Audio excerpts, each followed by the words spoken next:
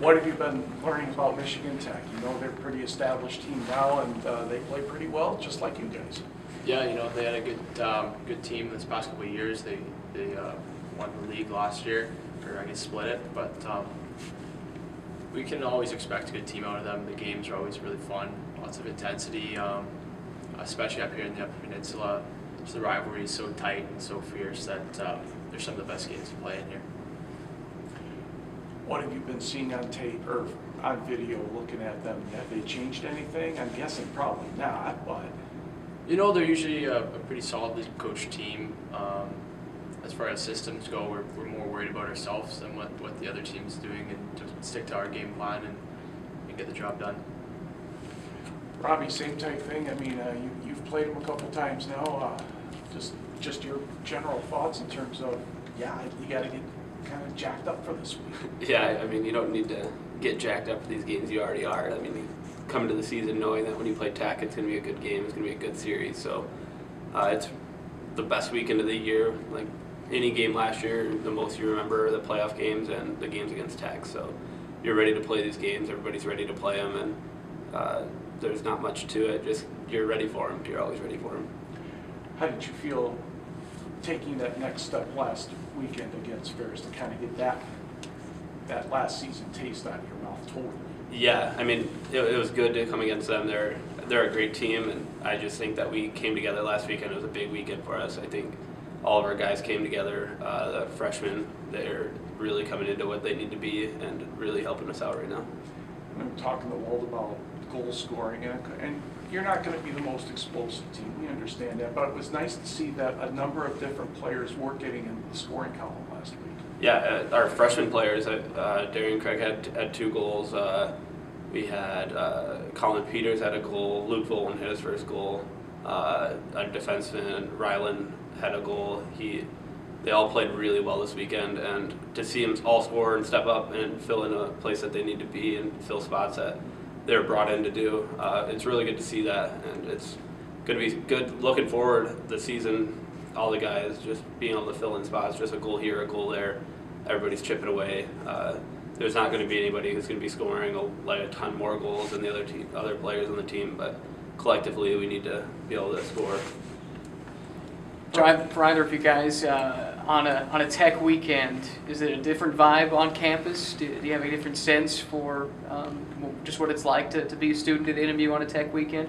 Yeah, I think I feel like the campus kind of comes together around it. It's something to really rally against, and I think everybody who goes to the school is aware of kind of the rivalry and what's at stake this weekend. So I'm hoping that translates into a packed Perry Event Center this weekend. You have to be pleased with not necessarily the number of goals, but the number of different people scoring. Yeah, I am, and I don't think that we're gonna. I couldn't tell you that we're gonna be you saw us against Bemidji get shut out 2 nights. We're not necessarily gonna be an offensive juggernaut, but we have a team that has a number of guys that are capable of scoring, and that's important for us. It's important for us. You have to every shift be able to put people out there that are capable of that. But I like that, and I'd like to see us be able to do it on a consistent basis. Early in the season, you're still line juggling a little bit, or are you not line juggling a little bit? Are you kind of satisfied where things are at the moment? We'll be line juggling a little bit. I think right now at this time of the year you have to a degree. You want to find the best combinations you can put together. You also want to find out who plays well with who, so that as the season progresses and things happen, you have to shift people in and out. But the reality is it's still a work in progress in regards to that, and you'll see us change probably the next 2 or 3 weeks, probably almost like. Another weekend with Mel, always fun, always challenging.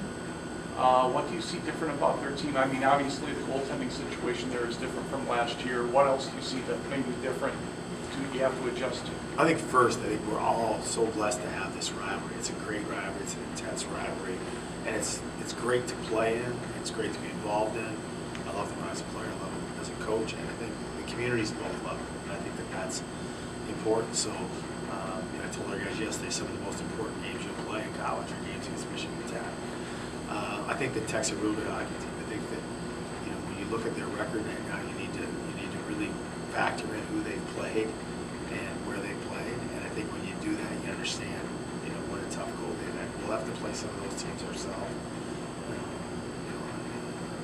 We'll have to plow through it, but they're very good. It's going to be, I watched their games against Michigan. I can tell you that it's going to be a good challenge.